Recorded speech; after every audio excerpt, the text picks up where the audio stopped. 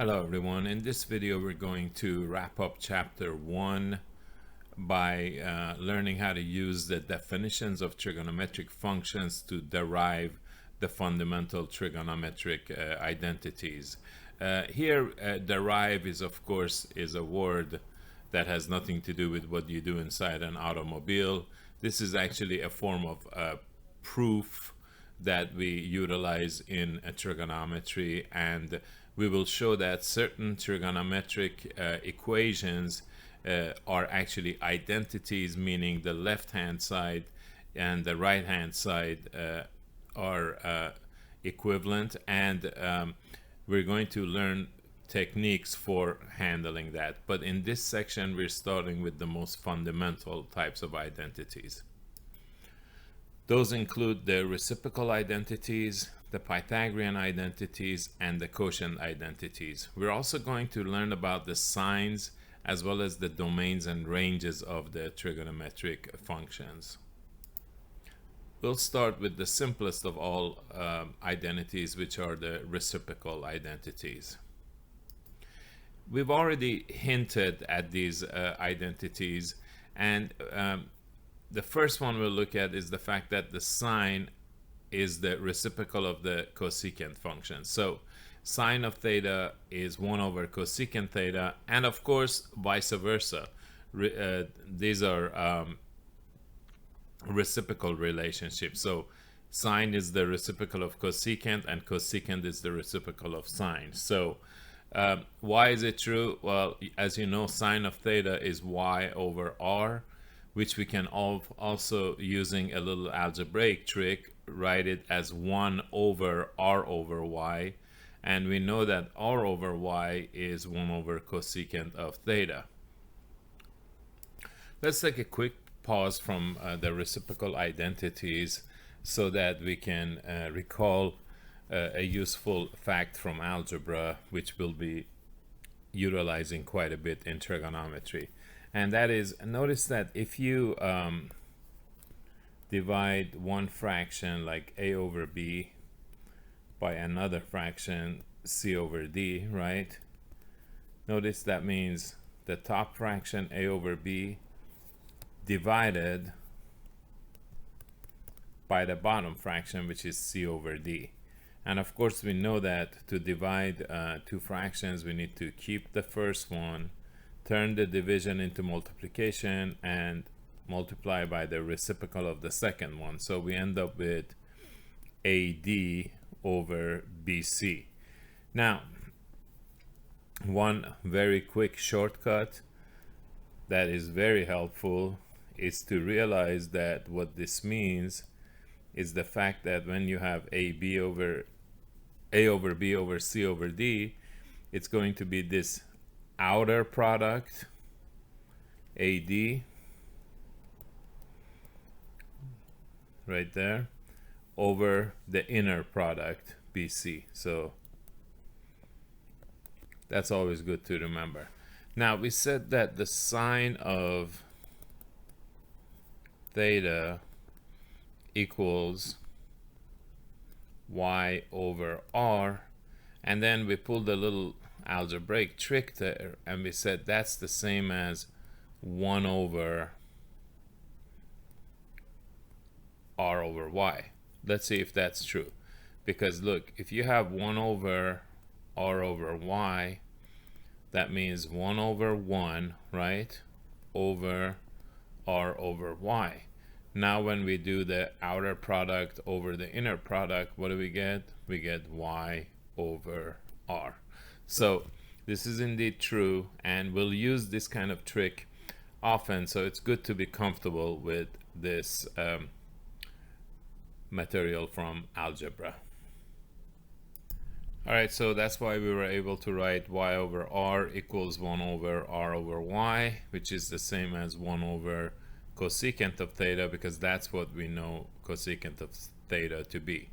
In a similar manner, cosine of theta is going to be 1 over secant of theta. So notice cosine of theta is x over r, which can be written as 1 over r over x, which is 1 over, remember what that is? That's secant of theta.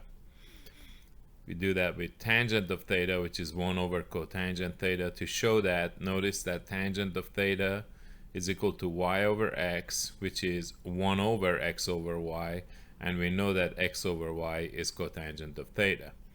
And this, of course, can be done with all 6 of them, so you'll see that down here as well. Make sure you pause this video and that you can derive these on your own and that you're comfortable with them before we proceed. We can do some simple algebraic manipulation to get some more results. And for one thing, notice that when you have sine theta equals 1 over cosecant theta, one of the things from algebra which we had talked about was cross multiplication. Let's go review that real quickly. By far, one of the most useful concepts from algebra is the principle of cross multiplication, not to be confused with cross cancellation.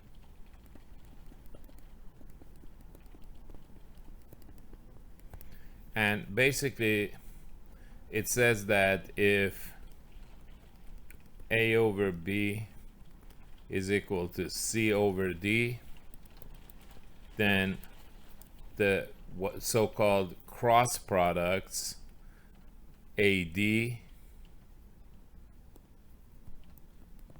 and BC are equal. These two are called cross products.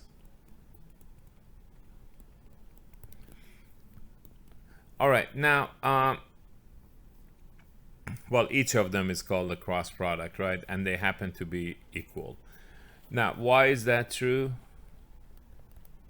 Very easy. We start with a over b equals c over d, and we multiply both sides by the LCD of the two sides, which is BD, right? Why? Because that's the multiplication property of equality. It says that both sides of an equation can be multiplied by the same quantity. And now we notice that the b's cancel out here, the d's cancel out here, and we're left with AD equals BC. Remember, C times B is the same as B times C because of the commutative property of multiplication, and D times A is the same as A times D. Now, we could have written dA equals CB. That's fine too, and that's saying the same thing. So we will use the principle of cross multiplication quite often, so make sure you're very comfortable with it. So back here, notice that we know sine theta equals 1 over cosecant theta. If I just go ahead and throw a 1 under sine theta, then notice we can go ahead and cross multiply. So sine theta times cosecant theta becomes 1 times 1, which is 1. In the same way, notice we can cross multiply here. Again, if I throw a 1 under that, which I can always do, we get cosine theta times secant theta equals 1. And the lastly, tangent of theta over 1 equals 1 over cotangent theta. If you cross multiply, you get tangent theta, cotangent theta is 1. The last two here, as far as reciprocal identities and their close relatives are concerned, is the fact that the tangent of theta is sine theta over cosine theta. Now, to understand that, what you have to do is realize that sine theta equals y over r and cosine theta is x over r. So now remember what we just learned about these kinds of complex fractions. You're going to get the outer product yr over the inner product rx, right? So, but notice then these r's will cancel out and we get y over x. And remember what that is? That's exactly tangent of theta. So sine theta over cosine theta equals tangent theta. In a very similar manner, we show that cosine theta over sine theta, which is x over r over y over r, becomes xr, the outer product, over the inner product ry. And The r's cancel out again. We get x over y, which is cotangent theta. So remember, tangent is sine over cosine, and cotangent is cosine over sine. Always make sure that these fundamental identities are completely memorized, because you don't want to have to keep going back to these basic identities and have to look them up. So memorize them right away so that you can use them very efficiently and comfortably. A significant portion of what we will do in this class is deriving identities, and more complex identities utilize simpler ones like the ones that we're learning in this section. So our first example is a very simple application of what we have just learned. We want to find cosine of theta if we know that the secant of theta is 6 over 5. Now, we know that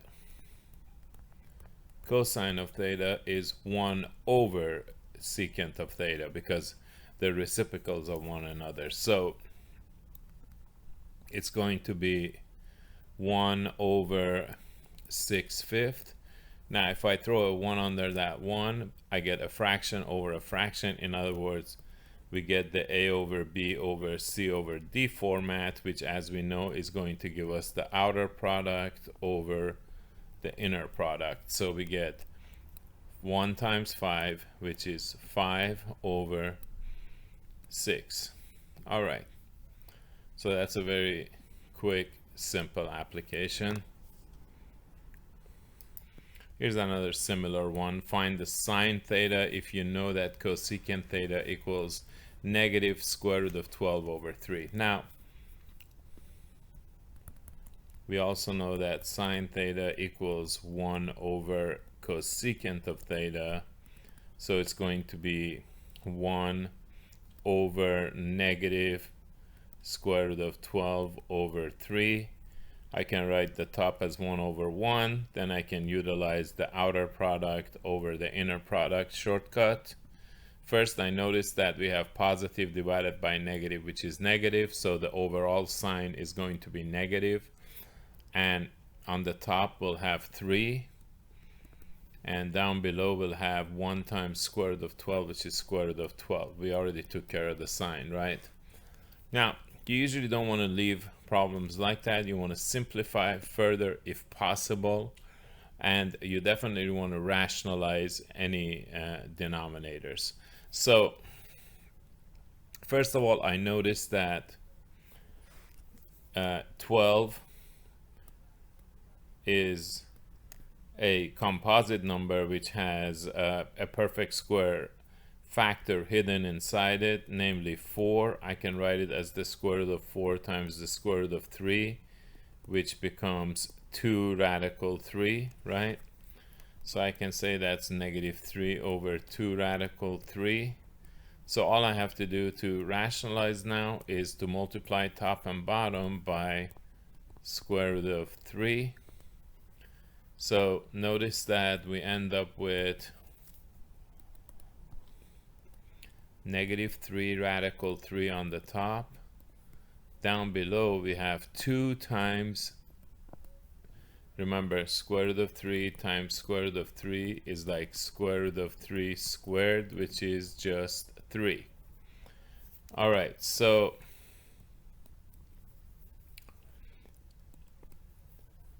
continuing forward, we notice that the 3's now cancel out. So the overall answer in simplified form is negative square root of 3 over 2. Now, oftentimes it's not the trigonometric concepts that people run into problems with, but it's what they should have but didn't pick up in algebra that can get them in trouble. So make sure that you do a little bit of reviewing if you need to. I usually will try to do a little bit of reviewing for you, as I did here, and I will continue to do so. But sometimes, you know, if that's not enough, you need to go back, find an algebra book, and review the concepts as necessary as we proceed. You can also feel free to see me during office hours, in which case I could help you pick some concepts up as well.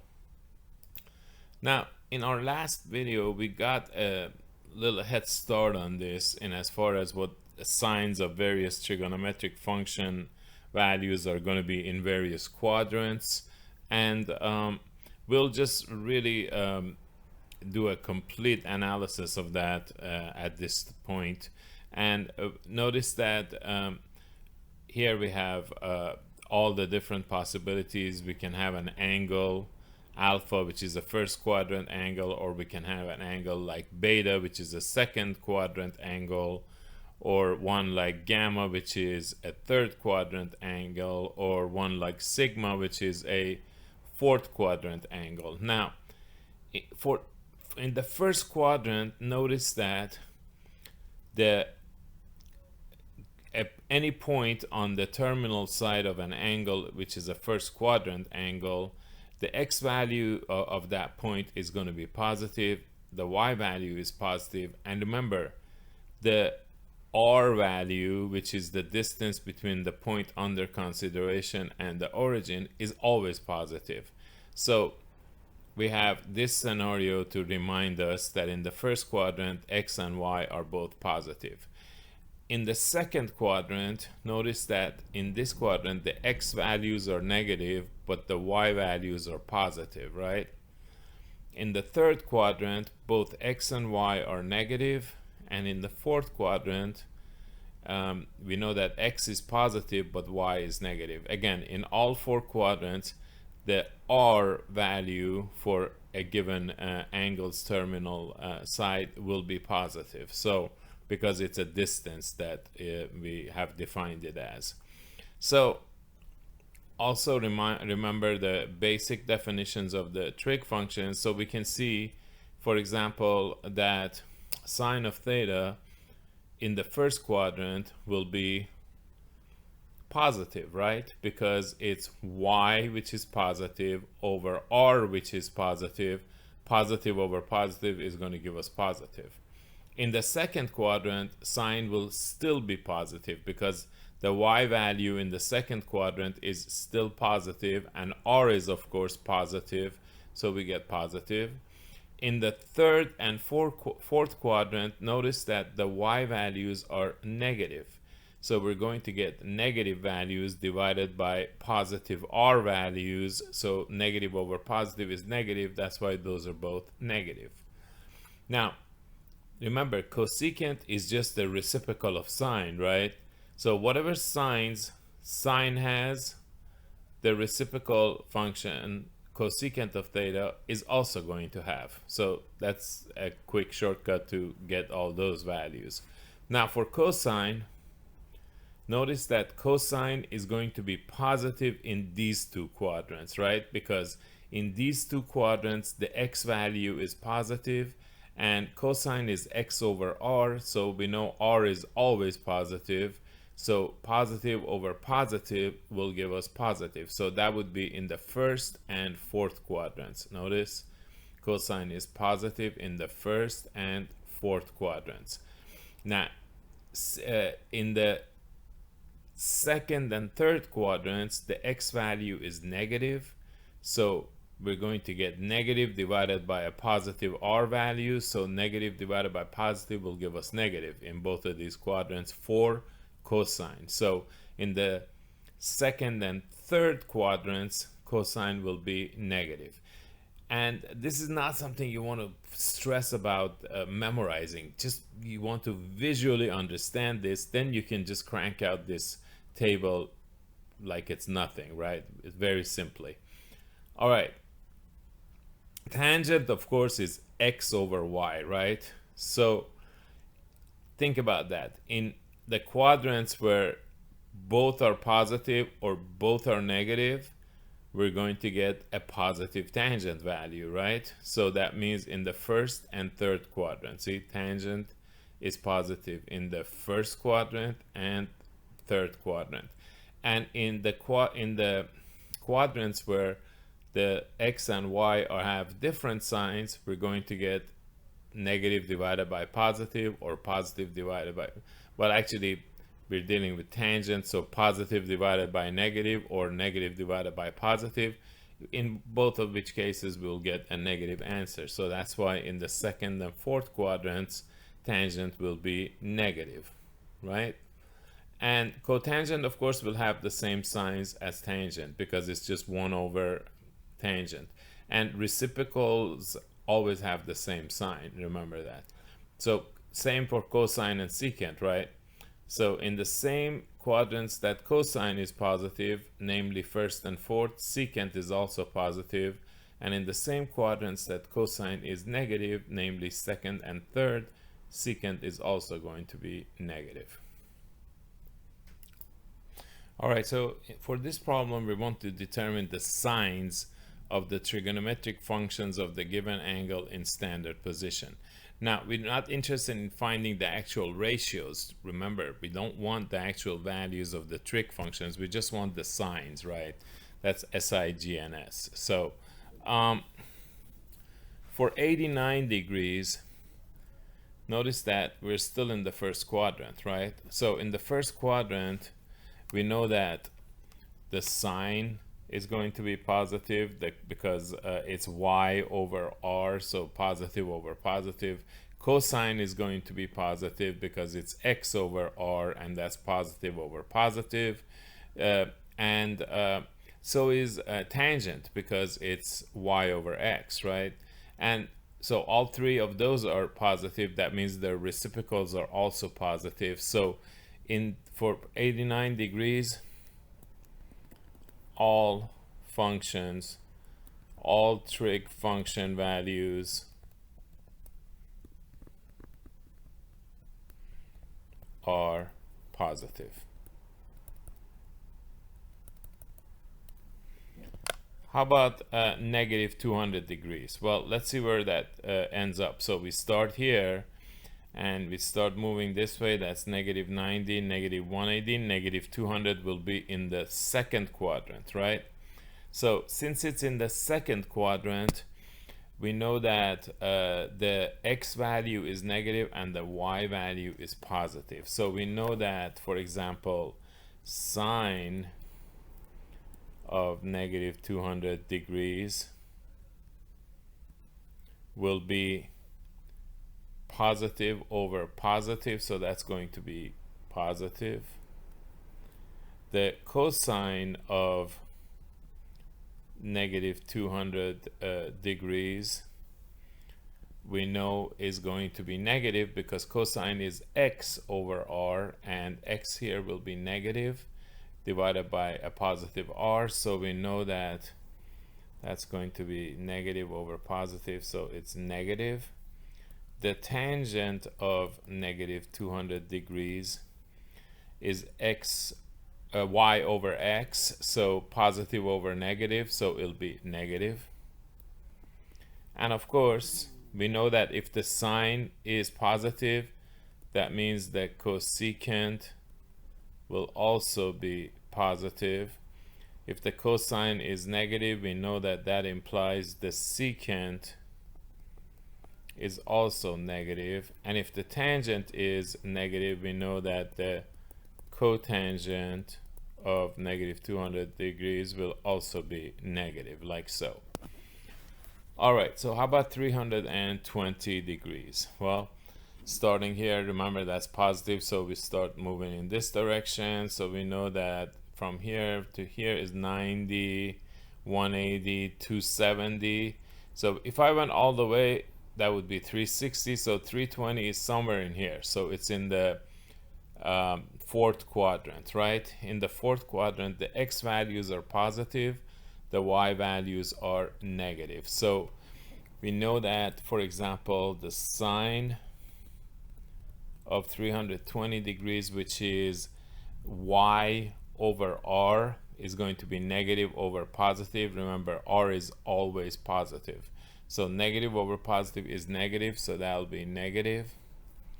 The cosine of 320 degrees will be x over r, so positive over positive, so that will be positive. The tangent of 320 will be y over x, so negative over positive, so that's negative. Of course, if the sign is negative, that means the cosecant is negative. If the cosine is positive, that means the secant of 320 is also positive. And if the tangent is negative, that means the tangent of 320 degrees will also be negative. The cotangent. We already know the tangent is negative. All right. Now, 1400 degrees, where is that? Well, the easiest way for you is to figure that out as far as the signs is to find a coterminal angle, which is within the first 360 degrees interval, right? So what we will do is we'll go ahead and start with 1400. We'll divide it by 360 to see how many full circles are hidden inside it. So almost 4, so definitely 3. So we start with 1400 and we take away 3 times 360 and we end up with 320. So what are the signs of the trigonometric functions for 1400? Exactly the same as what we just found for 320. So here we just go ditto. All right, we already did all of that for 320, and we know that 320 and 1400 are coterminal. That means basically they will have the same exact sine, cosine, tangent for all 6 trigonometric function values will be exactly the same. So all those will apply here as well. And that's how we take care of these. All right, so here we want to determine the possible quadrants for an angle theta that satisfies the given conditions. The cosine is positive and the tangent is negative. Okay, now the more comfortable you are with the algebraic manipulation, the simpler these are actually going to turn out to be.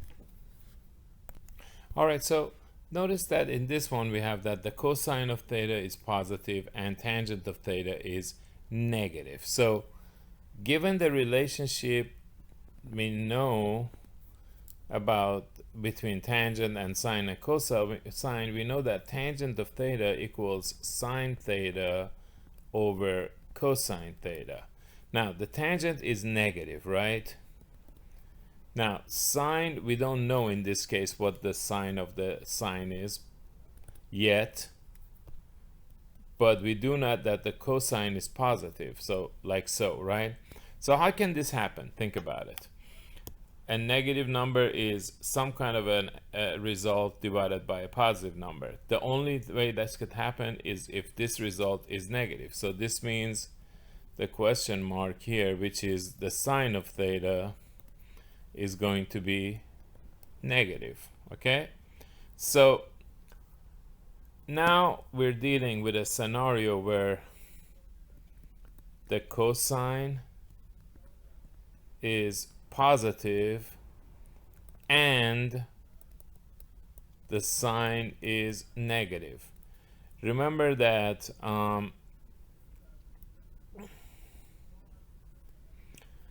cosine is positive when the x value is positive, right?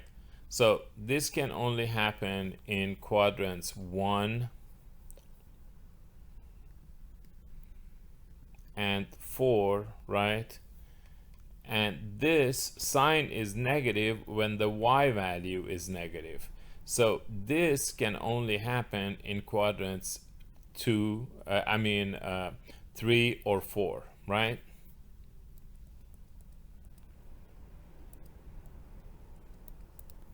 So Because we want both of these statements to be true, we have to go with the one that works for both of them, and that would be quadrant 4 only.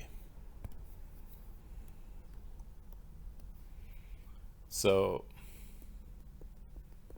the only possible quadrant for theta with these specifications would be quadrant 4. See if you can figure this one out before you continue with the video. So this one is giving us that the cosine is negative and the secant is negative. As it turns out, neither is actually giving us more information than the other, because we know that if the cosine is negative, the secant is going to be negative. Remember, cosine and secant are reciprocals of one another, and we know that if the secant is negative, the cosine is negative. So really, these two statements are just one statement, right? So we can just take either one. So we can just go with this one. So we just basically want to know in what quadrants is it possible for cosine to be negative. Now, we know that cosine is negative when the x value is negative, because cosine of theta equals x over r. R is always positive, so the only way that cosine can be negative is if x is negative. This will result in a negative cosine. So where would theta have to be? Or we actually mean its terminal side, right? It would have to be where the x values are negative. So that would be here or here, which are quadrants 2 or 3.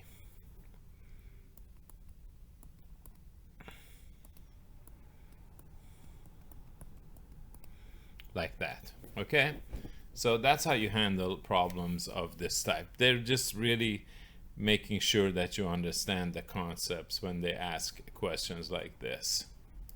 Next, we want to look at the domains and ranges of the 6 trigonometric functions. As it turns out, we can take these 6 functions and make a table of values for each, with x being the input of the function and y being the f of x value, or the output of the function. And if we do so, we get these really nice graphs for the 6 trigonometric functions. We're going to study these graphs in detail later, especially the first 2, which are the most important and which are called sinusoids. However, I just wanted to briefly show you the graphs in this section so that we can understand from these graphs what the domain and range of these functions are. Notice that for the sine function being y over r, r being always positive, there's no value of y that's going to cause a problem. So the sine function is always well defined. So that's why, as you can see, the domain is all real numbers, but the outputs, they're all going to fall between -1 and 1. If you go back and look at all the problems we've done together so far, you'll find that we have never found a function, a sine function value, which has been either larger than 1 or less than -1. They're bounded, right? So you'll understand that perfectly clearly why once we study what's called the unit circle. At this point, you can just see how the ratios are going to get bounded because of the circular nature of these functions. And notice that the same goes for cosine x. All inputs are allowed. The domain is all real numbers. The range, again, is going to be bounded between -1 and 1. Tangent is not as permitting as sine and cosine. Notice that with tangent, the odd multiples of 90 degrees are going to get us in trouble, because Let's take a look at the graph of the quadrants to see why that happens. Okay, this is a diagram you're familiar with by now. Notice that at odd multiples of 90 degrees, such as 90 itself, or 90 times 3, 270, or 90 times 5, 450, etc., we end up with angles whose terminal side is either the positive y-axis or the negative y-axis. Now, because of that, notice that the x value is always going to be 0 for any point on the terminal side of such angles. And because the tangent is y over x, it becomes undefined at all angles for which the terminal side is either of these two axes, the positive y-axis or the negative y-axis. So we have to exclude those from the domain of tangent. Let's go back to our other screen. As you can see, the domain of tangent is all real numbers except the ones that are multiples, odd multiples of 90 degrees. That's how, remember, if from a previous problem, this is how we create odd multiples, by multiplying a number by 2k plus 1. So the range, however, if you notice, we get all real numbers as outputs. So the range is all real numbers. For cosecant, which is, if you look at these graphs, you'll see it's a nice inversion of the graph of sine. After all, cosecant is 1 over sine, right? It's like this has been flipped up, right? So notice that the values that get you in trouble for cosecant are actually going to be all multiples of 180 degrees. Why? Because at multiples of 180 degrees, we get the remember what you have to remember what cosecant is, right? Cosecant of x is r over y. So we get in trouble whenever y is 0. And when is that? If you let's go back to our other graphic.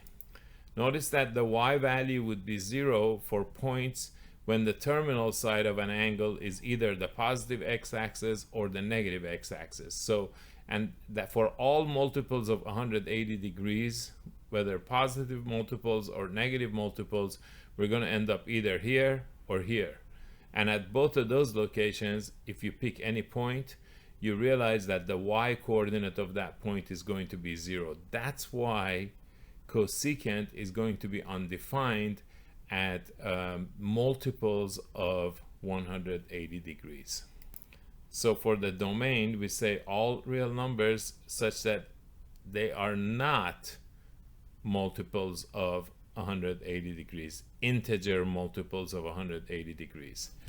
Now, as far as the range is concerned, you're going to pretty much get all real numbers except everything in this zone between -1 and 1. So the range is actually going to be -infinity to -1 union 1 to infinity, right? So one nice way of putting that is that it's all y such that the absolute value of y is greater than or equal to 1, okay? For secant, which is an inversion of the graph of cosine, as you can see, the places you get in trouble are exactly the same as the places you get in trouble for tangent, because secant, after all, is r over x, right? So we want to avoid any angles whose terminal side would contain points whose x value would be 0.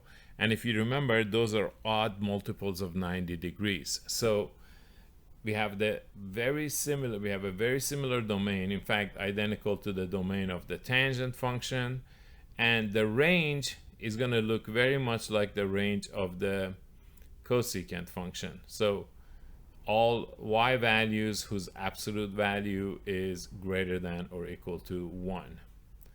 For cotangent, we get in trouble in the same places that we get in trouble for cosecant. In other words, cotangent being x over y, we get in trouble whenever y is 0. And that, of course, happens again. Let's take a look. Remember, that happens here and here, right? For points here or here, the y coordinate would be 0 because that's the case for any point on the x-axis, right? So we want to avoid all multiples of 180 degrees. Just like with tangent, the range will take on all possible real numbers. So the range is the entire real number line. Of course, the vertical one, which we call the y-axis, right? This next example tests our understanding of what we just learned about the domains and ranges of trigonometric functions. So here we're going to determine whether each of these statements is possible or impossible. That's all we're doing. Now notice this one says sine of theta is 3.4. Remember, sine is bounded. The values of the output of the sine function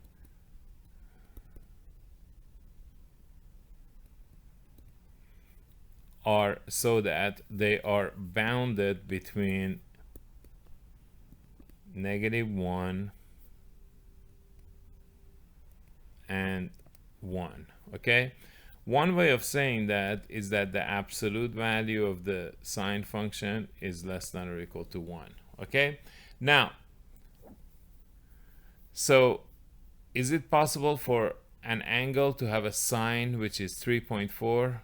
Absolutely not, because remember, sine of a function, an angle can only be between -1 and 1, including -1 and 1, right? So we say the values of sine of an angle theta are between -1 and 1 inclusive. That's how you would say it if you want to say it properly. All right, so this one is impossible. Now remember, tangent and cotangent had ranges that were ran from -infinity to infinity. Let's take a look real quickly. Remember, tangent and cotangent were the only ones actually whose ranges were all real numbers, right? So is it possible for an angle to have a tangent which is 10,000? Sure, no problem. So this is possible.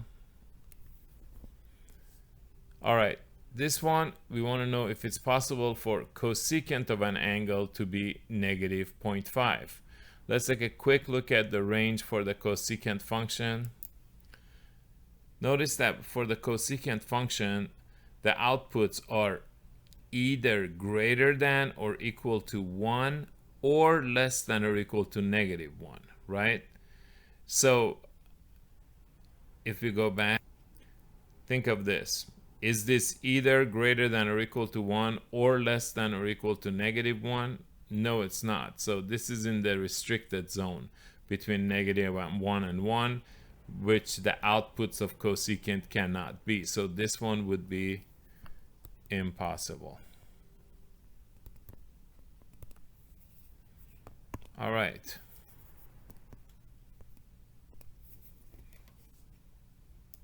These are simple, but they do require you to really understand the domains and ranges of these trigonometric functions.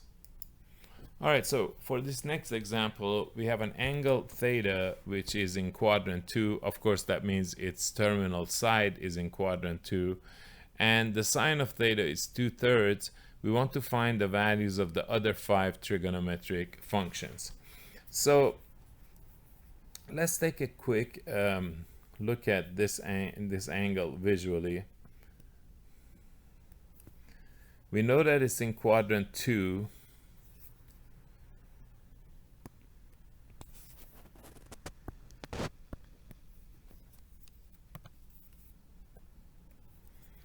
And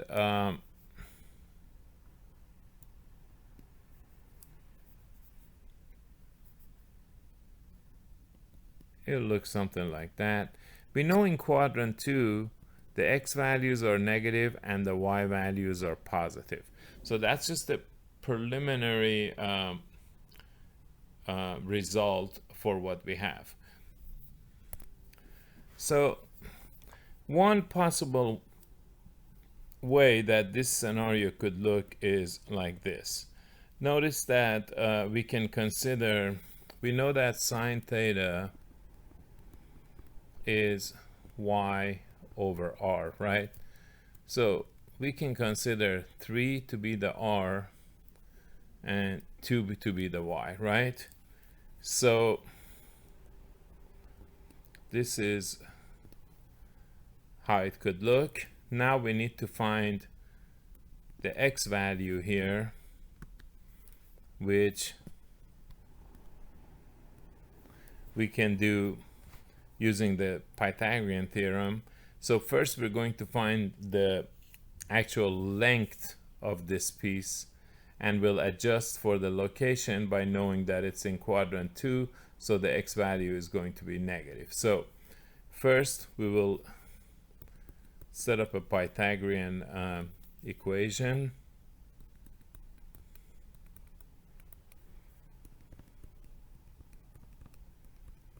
So we get that. So we get x squared equals 5. So x is, notice that x is going, it can be positive or negative square root of 5, but in this case it's in the second quadrant or to the left of 0, so we know the value is going to be negative square root of 5. So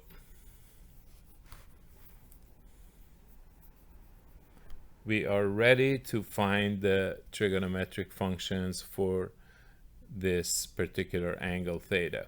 We have the sine already, so we know that cosine, let's write the ordered pair here. So the ordered pair is going, that we're, that is on the terminal side of this angle, will be negative square root of 5 comma 2, correct? Because we know the y value is 2, and now we know the x value is negative square root of 5. So here's the x, here's the y, and we know that r is 3. Okay, so sine of theta is 2/3. We have that already. Cosine of theta is going to be x over r, so it's going to be negative square root of 5 over 3. Tangent of theta is going to be y over x, so it's going to be 2 over negative square root of 5. We will rationalize that by multiplying top and bottom by the square root of 5. So we get negative 2 square root of 5 over 5 for the tangent. Now I can quickly get the other 3 function values by just finding the reciprocal of these, right? So the sine is 2/3. That means the cosecant of theta is going to be 3/2. Cosine is negative square root of 5 over 3. Therefore, the secant of theta will be negative 3 over square root of 5. We will rationalize that.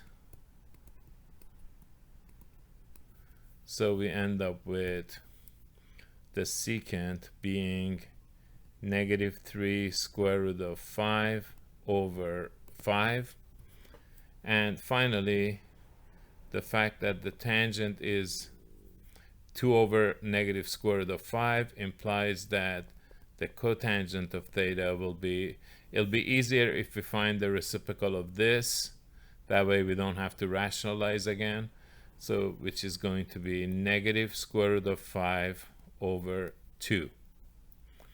And that's it. We just found all 6 trigonometric function values for this particular angle theta, which is a second quadrant angle, meaning that the terminal side lies in the second quadrant, And we did this by finding a point here, namely negative square root of 5, 2, and then finding all the trig functions that were remaining. We already had the sign, so we had to find the other 5. And that's how you would approach a problem like this. Make sure that you can handle this on your own before you proceed. Next, we're going to learn about an important group of identities called the Pythagorean identities.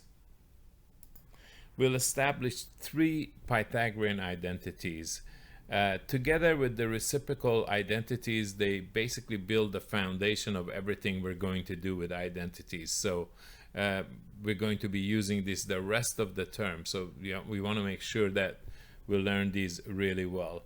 The first of the Pythagorean identities that we will go ahead and prove is the fact that sine squared of an angle theta plus the cosine squared of the same angle, they're always going to add up to give us 1, and that's for all theta. So we start with sine squared theta plus cosine squared theta, and we'll show that it ends up being equal to 1. All right, through a number of legal steps. This is a very classic approach to proving an identity. You start with one side of the identity, and through some legal maneuvers, you eventually find your way to the other side of the identity, and then you're done. Okay, so starting with sine squared, we know that sine is y over r, so sine squared is just going to be the square of y over r, plus we know that the cosine is x over r, so cosine squared theta will be the square of x over r. Now if we go ahead and square, we get y squared over r squared plus x squared over r squared, right? Notice that these two are like fractions because they have the same denominator. So we keep the common denominator and we combine the numerators. So we get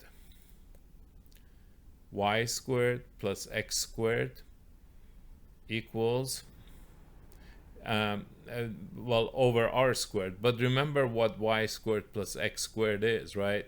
From the Pythagorean identity or equation, it's just r squared. Let's take a quick look at the graph. Notice that this is a right triangle, and we have x squared plus y squared equals r squared. So we're just replacing x squared plus y squared, which is the same as y squared plus x squared, of course, with r squared. And notice we end up with r squared over r squared equals 1. So QED just is a term that we use to indicate that a proof has ended, because it comes from Latin quod erat demonstrandum, which translates into that which was to be shown.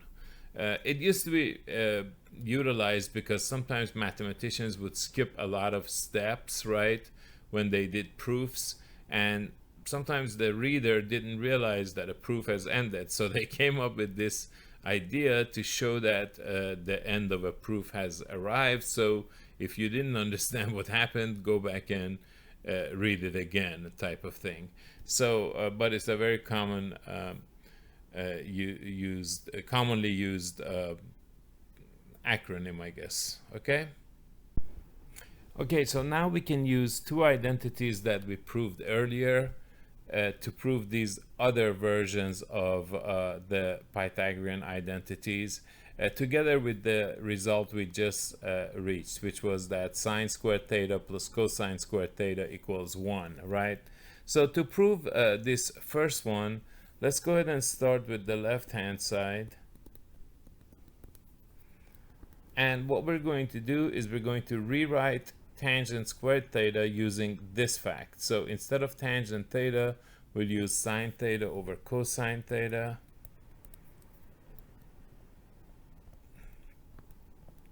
And square that, and then say plus 1. And of course, that's going to be sine squared theta over cosine squared theta plus 1.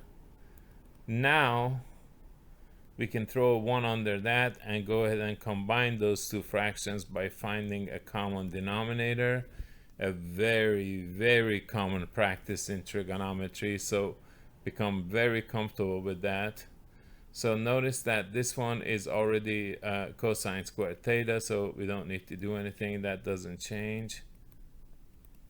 But the 1 needs to be multiplied by cosine squared theta, and we need to do the same on the top. So we end up with sine squared theta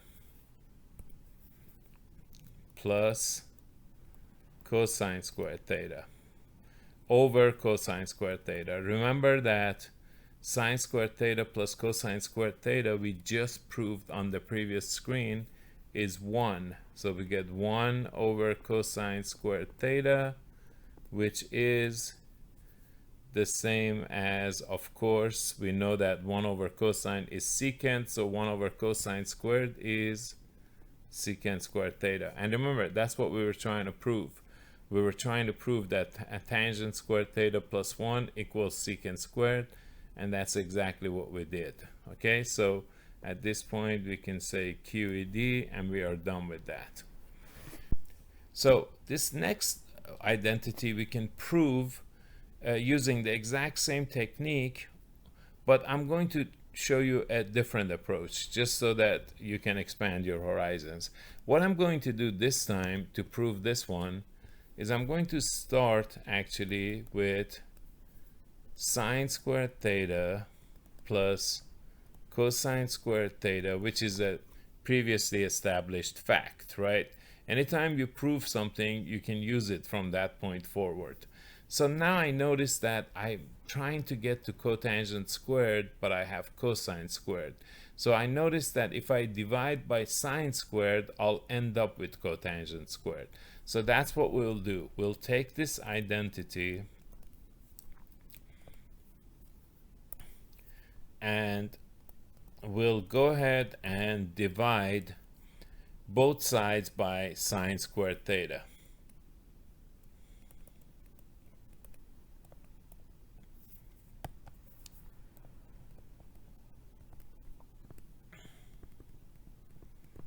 Okay, now over here I get 1.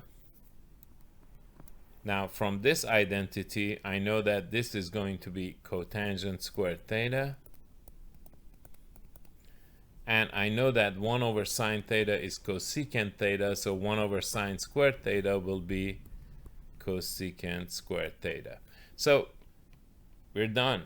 Notice we did it a little bit differently. We didn't start with one side and end up with the other side, but we started with a previously established fact, and using a few correct steps, we ended up with the new fact we wanted to establish. So that's also a different strategy that can be used. And at this point we're finished, and we can say QED. So now we have the really important Pythagorean identities at our disposal from this point forward. So we know sine squared theta plus cosine squared theta equals 1. We know that tangent squared theta plus 1 equals secant squared theta, and that cotangent squared theta plus 1 equals cosecant squared theta. Of course, here I had 1 plus cotangent squared, but that's the same as cotangent squared theta plus 1, so this was finished nevertheless. All right, so these three Pythagorean identity you should make very, very good friends with, because we'll be using them often. All right, so here we want to find sine theta and tangent theta, and what we're given is that cosine of theta is negative square root of 3 over 4, and that sine of theta is positive. All right, so where is cosine negative and sine positive, right? So if we do a quick sketch, that becomes a very simple question to answer. Remember, cosine is negative where x is negative, right? Because cosine is x over r, and r is always positive. So the only way cosine can be negative is if the x value of the point on the terminal side of an angle is negative. And that would be in these two quadrants, right? But we also want the sine to be positive. And where is sine positive? Sine is positive when the y value is positive. So the only place where the cosine is positive and the sine, negative, cosine is negative and the sine is positive, would be right here in the second quadrant. So we're basically looking at a second quadrant angle. All right, so given that we have cosine and we now have our Pythagorean identities at our disposal, we can quickly find sine, because we know that sine squared theta plus cosine squared theta equals 1. So sine squared theta plus, we're going to substitute negative square root of 3 over 4 for cosine and square it. So we get sine squared theta equals 1 minus, that's going to be 3/16. So we get sine squared theta equals 16 over 16 minus 3 over 16 will give us 13 over 16. So sine theta, now normally if we apply the square root property, we would get sine theta equals positive or negative the square root of that, right? But we know that the sine is positive, that's given. So we only take the positive case. So the sine is going to be the positive square root of 13 over 16, which is basically square root of 13 over 4. All right, so now that we have the sine and we know the cosine, it's a simple matter to find the tangent, because if you remember, the tangent is sine over cosine. So we're going to get the square root of 13 over 4 over the cosine, which is negative square root of 3 over 4, correct? Now, first of all, let's take care of the sign. Positive over negative, we know it's going to be negative. And now we can do the outer product over the inner product shortcut. So we get 4 radical 13 for the outer product, and we have 4 radical 3 for the inner product. Notice that the 4's cancel out, and we end up with negative square root of 3, 13 over square root of 3. Let's go ahead and rationalize that. So we're going to multiply by square root of 3 over square root of 3. And we end up with negative square root of 39 over 3. So there is the tangent of theta. So this is a very classic approach to finding missing trig function values when given other values using Pythagorean identities. Notice that we just used the first Pythagorean identity, the main one, that sine squared theta plus cosine squared theta equals 1. We plugged this in. That enabled us to find the sine, because we get sine squared theta equals 13 over 16. So we get sine theta equals only the positive square root of 13 over 16, because we know that the sine is positive. So we get square root of 13 over 4.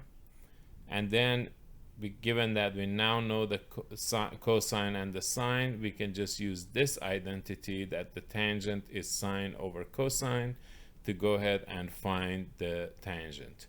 So we get square root of 13 over 4 over negative square root of 3 over 4.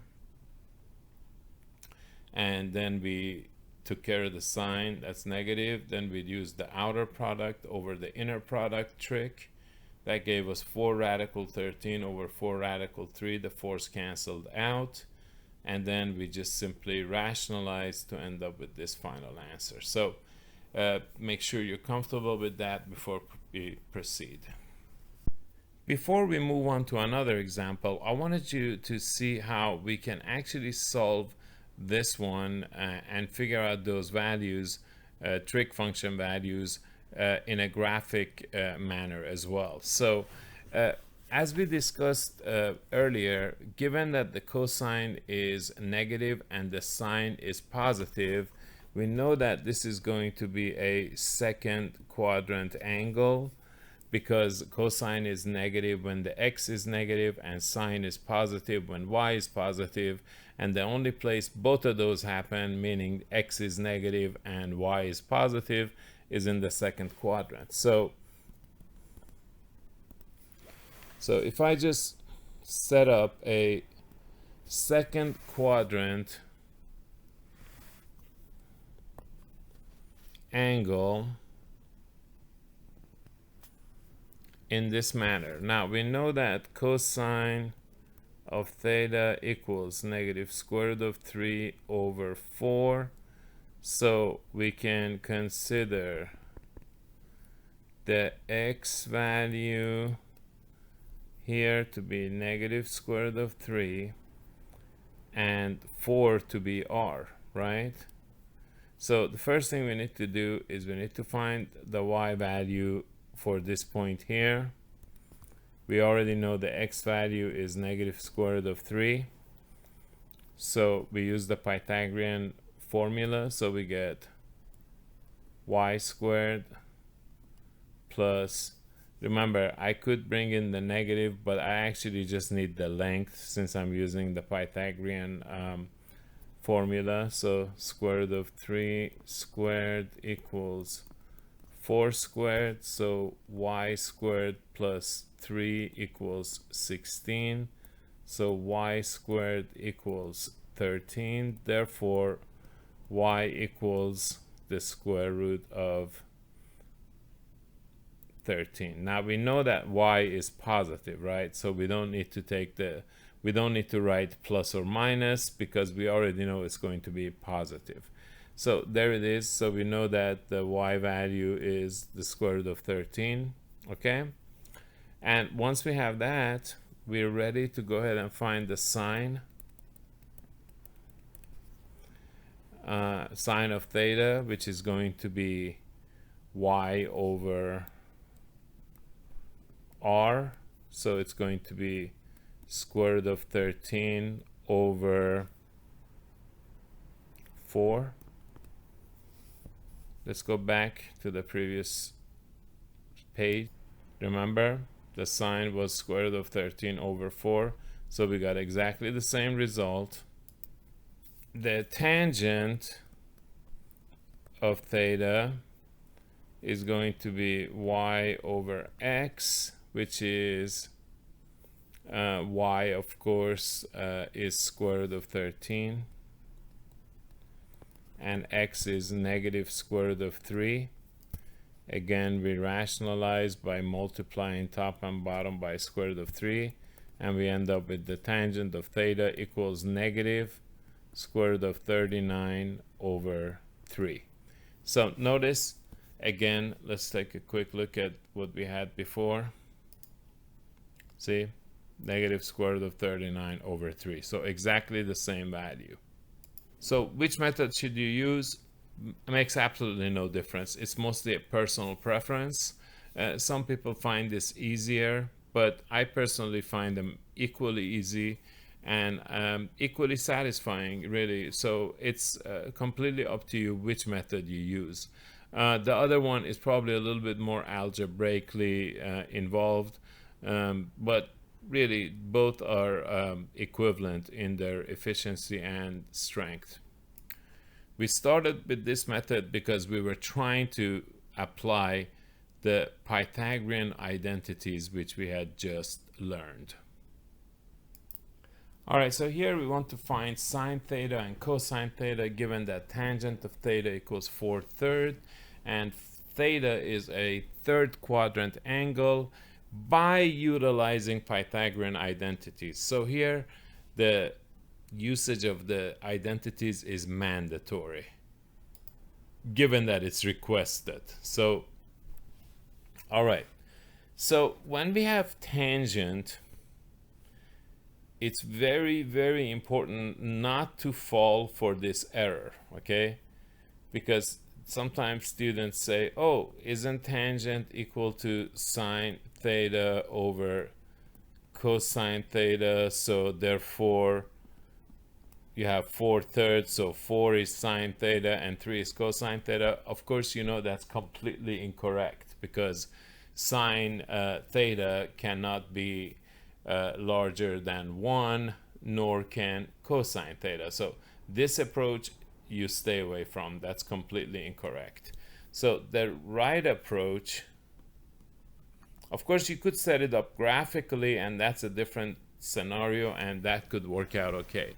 But here we're asked to utilize Pythagorean identities, right? I encourage you to try to do this graphically as we did before. So to do it using the Pythagorean identities, we remember that tangent squared theta plus 1 equals secant squared theta. So you may wonder, what good is this going to do us when we are trying to find sine and cosine? Well, the fact is that, remember, one of the things you need to understand is that if you have secant, you also have cosine, right? Because secant and cosine are reciprocals of one another. So finding secant is as good as finding what? Cosine. So it's just a little bit more indirect. So now we're going to plug in 4/3 for tangent. So we get this. So now we have 16/9 plus 1 equals secant squared theta. So that's 9/9. So 16 plus 9 is 25/9 equals secant squared theta. So secant of theta equals. Now, before I decide if it's going to be positive or negative square root of 25/9, I'm going to remember that theta is a third quadrant angle. Remember, in the third quadrant, x is negative and so is y, right? So that means secant, which is r over x, is going to be negative because r is always positive and x is negative, so positive over negative will be negative. So it's going to be negative square root of 25/9. So secant of theta equals negative 5/3. All right, we have the secant, which means what? Which means we have cosine. Cosine of theta is going to be the reciprocal of negative 5/3, which is negative 3/5. And once we have the cosine, we can use the Pythagorean identity sine squared theta plus cosine squared theta equals 1 to get sine. Or in this case, since we also know tangent, we could do something better. We could remember that tangent theta equals sine theta over cosine theta. Now, if I cross multiply here, throw a 1 under tangent and cross multiply this proportion, I get sine theta equals cosine theta times tangent theta. It's a nifty little trick to be aware of. And all I need to do is take the cosine value, which is negative 3/5, and multiply it by the tangent value, which is given, it's 4/3.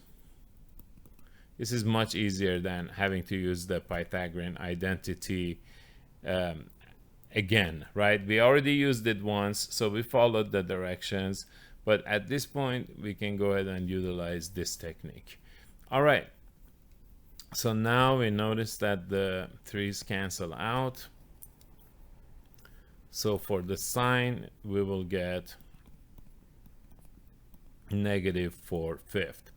Notice that both the sine and cosine are negative as we expected them to be. All right, so make sure you can run through a problem like this before we move forward. All right, we're gonna wrap up the video by doing the exact same problem we just did using Pythagorean identities, but this time using a sketch. In other words, we're going to handle it graphically, okay? I had encouraged you to do it yourself, and now we'll go ahead and do it together to make sure you can handle it. All right, so remember we're in Q3, so we're gonna go ahead and do a quick sketch. We have a Q3 angle, so look something like that, right? And the tangent is 4/3. We know that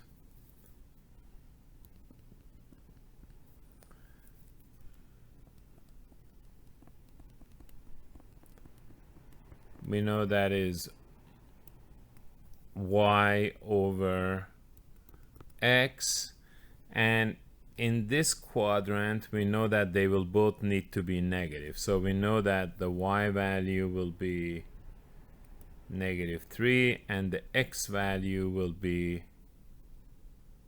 so the other way around, sorry, the y value will be -4, the x value will be -3, like that. Okay, so as far as the sides of this triangle are concerned though, let's go ahead and put the ordered pair here. So we have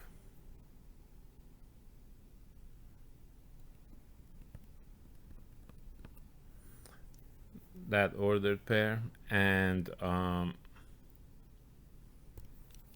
okay, let me be consistent with my colors here.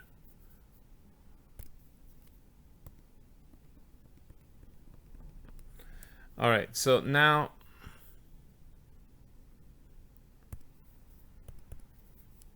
for the length of the sides of the triangle, we have 3 there and we have 4 there, right?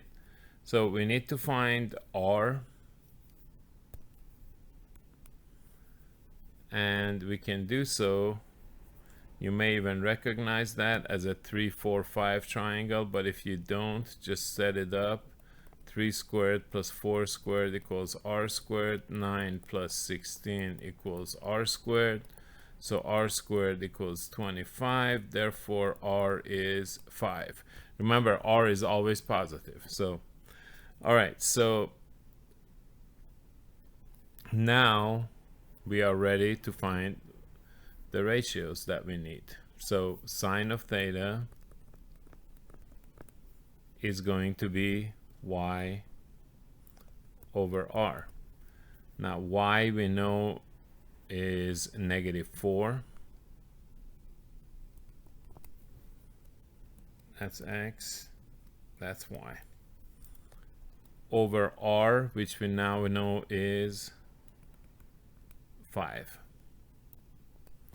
Now remember, we usually put the negative on the side, so -4/5 like that. And for the cosine, we're going to have x over r. X, as we know, is -3 over r, which is 5, so we get -3/5. All right, so if you look at the previous result real quickly, we had -4/5 for the sine, and for the cosine we had negative for the sine, yeah, we had negative 4/5 for the sine and negative 3/5 for cosine, just as we found here. Okay, so this was the graphic method for solving the same problem, and they're both very powerful methods. You should definitely know both methods, especially because sometimes one is mandated, as we saw in the previous problem. Utilizing the Pythagorean identities was mandated. In this one, using a sketch was mandated. So you need to know both methods. And it's always good to know more than one way of doing it at the same problem, because that gives you mathematical depth. All right, so that should do it for this video. Make sure that you do the homework right away while it's fresh, and stay safe till our next video.